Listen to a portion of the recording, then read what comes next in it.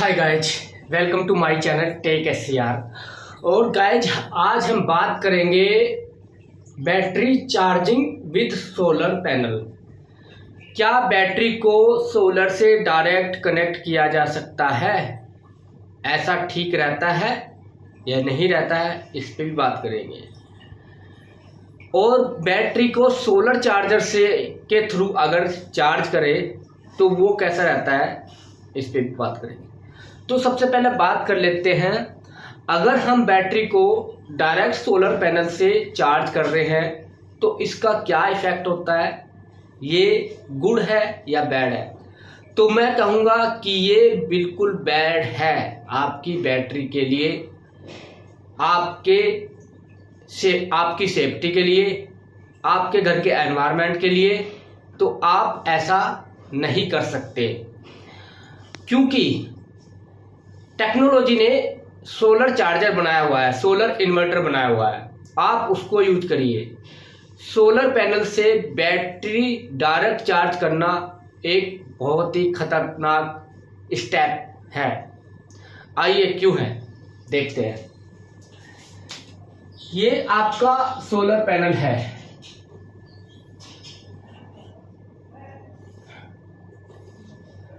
आज हम बात करेंगे 12 वोल्ट बैटरी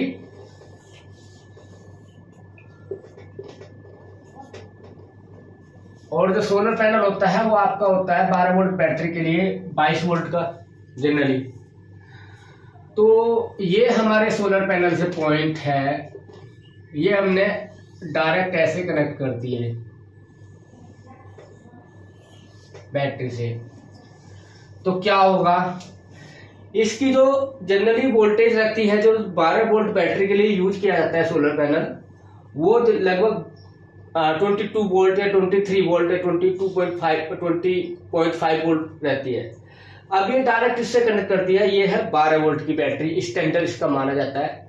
डिस्चार्जिंग के वक्त ये 11.5 तक हो सकती है, अगर आपका सर्किट लगा होगा इसमें प्रोटेक्शन सर्किट, तो 11.5 पे कट कर देता, 10.5 पे कट कर देता है।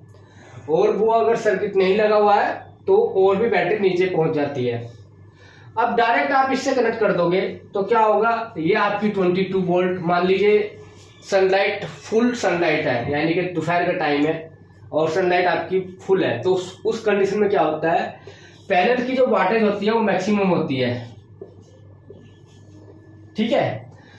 तो 22.5 वोल्ट या 20 वोल्ट आ रही है, और वो डायरेक्ट आप 12 वोल्ट या 10.5 वोल्ट 11 वोल्ट पे जो बैटरी है उसको कनेक्ट कर रहे हैं, तो कितनी करंट फ्लो होगी, बहुत ही ज्यादा करंट फ्लो होगी, ठीक है। That is not good for your battery health. आप एक दो बार कर सकते हो इसको, लेकिन आप अगर कंटिन्यू कर रहे हो तो ये बहुत ही डेंजरस है। बैटरी तो छोड़ दीजिए, बैटरी का तो होगा जो होगा, आपकी सेफ्टी के लिए भी ये बहुत डेंजर है, वो बैटरी ब्लास्ट कर सकती है, ठीक है। तो हम ऐसे 22 वोल्ट को डायरेक्ट 12 वोल्ट या 11 वोल्ट या 10.5 वोल्ट से कनेक्ट नहीं कर सकते। अगर ऐसा करेंगे तो बहुत ज़्यादा आपकी बैटरी जो है बहुत जल्दी चार्ज हो जाएगी, ये मैं मानता हूँ, लेकिन ये बैटरी का स्टैंडर्ड नहीं है। बैटरी का स्टैंडर्ड क्या है, बैटरी क्या है भाई, बैटरी है, अगर 12 वोल्ट की बैटरी है तो आप उसको कितना चार्जिंग वोल्टेज दे सकते हो, कितनी चार्जिंग करंट दे सकते हो, कितनी चार्जिंग करंट और डिस्चार्जिंग करंट ले सकते हो, ये स्टैंडर्ड होता है सब। मान लीजिए 12 वोल्ट की बैटरी है तो इसका स्टैंडर्ड है 12 वोल्ट की बैटरी कितनी एच की, एच आपके बहुत ज्यादा हो सकते हैं, 150 हो सकते हैं, 100 एच हो सकते हैं, या 200 AH भी हो सकते हैं। तो इनका फॉर्मूला होता है कि अगर आपकी बैटरी पे भी डिपेंड करता है, जैसे लिथियम आयन बैटरी है, लेड एसिड बैटरी है, तो हाँ आज हम बात कर रहे हैं लेड एसिड बैटरी की। तो लेड एसिड बैटरी जो है सोलर बैटरी मान लिया आप, तो ये क्या होती है बैटरी कि बैटरी की एक कैपेसिटी होती है, बैटरी का एक स्टैंडर्ड होता है, बैटरी के रूल्स होते हैं कि आप इसको इतने करंट से चार्ज कर सकते हो, इतने करंट से डिस्चार्ज कर सकते हो। तो लेड एसिड बैटरी जो होती है 12 वोल्ट की और मान लीजिए 100 AH की मान लेते हैं, तो इसमें क्या होगा कि लगभग 10% से, अगर ये C10 है, C10 इसकी रेटिंग है, रेटिंग भी होती है बैटरी की C10, C20 या 0.5C, ऐसे 1/4, तो आप इसको मान लीजिए C10। इसका मतलब क्या है कि आप इसको, इसके 100 AH को 10 से डिवाइड कर दो तो आ गया 10। तो इसका मतलब ये है कि आप 10 एम्पियर से, यानी कि जितना AH होता है जनरली उसका 10 एम्पियर ले लो, मैक्सिमम आप 15 एम्पियर भी ले सकते हो, 15% भी ले सकते हो, 10% ले लो जितना AH होता है। तो 100 का 10% हो गया 10 एम्पियर, तो आप इससे चार्ज कर सकते हो और इतने से ही डिस्चार्ज करोगे बैटरी, तो आपकी जो बैटरी है वो लंबे टाइम तक सरवाइव कर पाएगी, लंबे उसका एंड ऑफ लाइफ बढ़ जाएगा और बैटरी की हेल्थ ठीक रहेगी। तो ये होता है स्टैंडर्ड फॉर्मूला। अगर आपकी जो बैटरी है वो 150 AH की है, ठीक है, तो आप इससे कर सकते हो, इसका अगर आप 10% लोगे तो उसका कितना हो गया, इसका हो गया 15 एम्पियर। 15 एम्पियर से आप इसको चार्ज डिस्चार्ज कर सकते हो। ऐसे ही बैटरी का वोल्टेज निकाला जाता है, कितनी वोल्टेज से उसको चार्ज करते हैं। तो जो 10% हमने एम्पियर के लिए निकाला ना, ऐसे ही 10 या 20% जो होता है वो वोल्टेज सेट करने के लिए होता है। तो इसमें क्या होता है कि